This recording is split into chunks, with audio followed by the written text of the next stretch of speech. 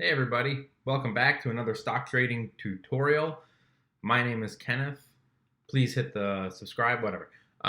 So here we got a stock. The ticker symbol is Atip. It's ATI Physical Therapy. It is a penny stock. Anything under $5 is a penny stock. Don't mind the clothes, by the way. I just did like this. I wanted to walk you through a trade. I already have a line here to illustrate, but I'm gonna actually get rid of it, and I'm gonna do it again and walk you through what I see here on the stock. One of the easiest ways to trade, this is the way that I've been trading for the last 11 years, is looking for something as simple as a stock that is oversold on the relative strength index, which is this guy right here. Anytime it crosses below this line, it indicates that the stock is oversold, selling pressure is backing off, and it could indicate a rebound. It's not a guarantee, right? This is technical analysis.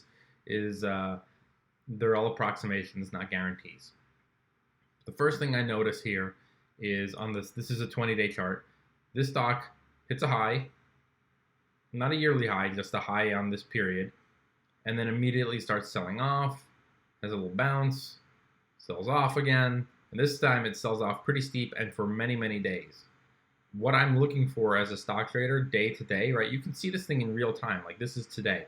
So everything that you're seeing happen is happening in real time. In other words, there's no hindsight. So if you block off this whole area and I just am looking on this particular day, I'm seeing no signals here to buy. I'm seeing no signals to sell. I suppose you could buy, I mean in terms of relative strength index. It's not oversold. It's not overbought. There's no indication on this particular bit of technical analysis. On the chart itself, you can see that it has a couple strong breakouts to the upside, one and then another, but the volume fades and the stock sells off. Stock never gets oversold or overbought. So if you're looking for a trade to buy when it's overbought or oversold, you're not going to get it right here, which means you might miss that particular trade, or you might say, oh, we're having a breakout. I'm going to buy it here at $1.81 and I'm going to sell it at $1.95. That's 13-cent gain if you have 100 shares. That's not so bad. If you buy it here, if you right click, hit add drawing and go to this trend line, if you pull it up, it'll show you the percentage. So it's about, you can see it right there, it's about 8.02%. So you could make about 8%, making a very quick trade in out, even though the other indicators aren't there. It's crucial as a stock trader to have your entry and exit. How much are you willing to lose on this trade? Most traders lose 7%. So you would say, okay, I bought it, let's just say around here. Again, add drawing, and we're going to go down, and we're going to look for 7%, which is right there. It's $1.66. So if I say, okay, I'm getting in at, let me just drop this line. If I get in, and you can so if you hold your cursor over the red line, which is kind of hard to see, but it's in there somewhere, starts at $1.78, out at $1.66. So if you were to buy this stock at $1.78 into this breakout, into the strong volume, where would you need to sell in order to take a loss if this stock went the opposite direction? So if you bought it here thinking, all right, here we go, and the trend worked against you, the stock reversed and it started to drop, you'd be out at 166. You'd lose 7% of your money. End of the story. It's super critical to have this mapped out anytime you open a position to know exactly where your cutoff is, whether it's 3%, 5%, 7%, 10%. Like I said, most traders stick with 7. Now, if I'm looking to buy the stock based on the relative strength index, I'm just waiting. So I'm watching it drop, it's still not oversold, and then here we go, finally we start to get oversold.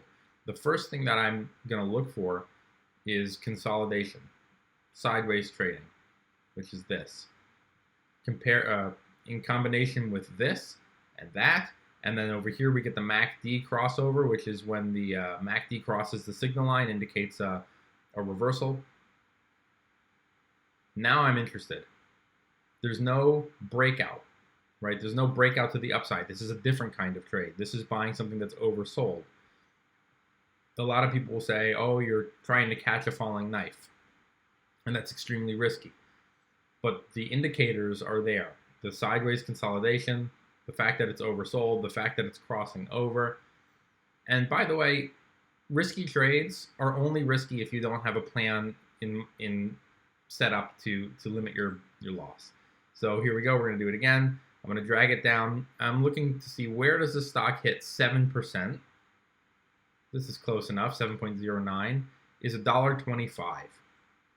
So if I buy this stock right here at the at 134, let's say I buy it right here at 134. I'm thinking, all right, it's oversold. It looks like it's going to cross over. We've had a big sell-off. We have consolidation. I'm going to buy it right here. Maybe someone would say, hey, that's a gamble. That's a risk. Doesn't matter. You have your stop loss figured out. You know exactly how much you're willing to lose on this trade, which means if this stock hits around $1.25, you're out. You're going to move on. You're going to go on to the next thing. You lost 7% of your money. No big deal. Now, the next thing is, okay, look, there's no indicator up here to sell and lock in profits. It never gets overbought. So how do you know where to sell? And that's why it's really important to have an exit strategy in mind as well. What is a percentage gain that you're happy with if the indicators aren't there?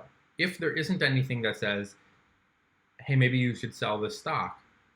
On the one hand, if there was really strong volume, which there is not, maybe you continue to hold the stock for a couple of days into the strong volume, like ride that wave, let it go, continue up and up and up. That's momentum trading. But there isn't any volume.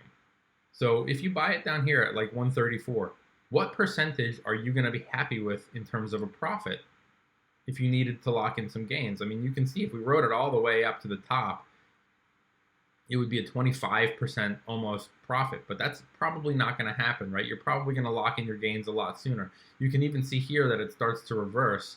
Man, if it broke this support line, this stock could have tumbled, and you'd be sitting there going, I should have sold it yesterday. I should have sold it yesterday.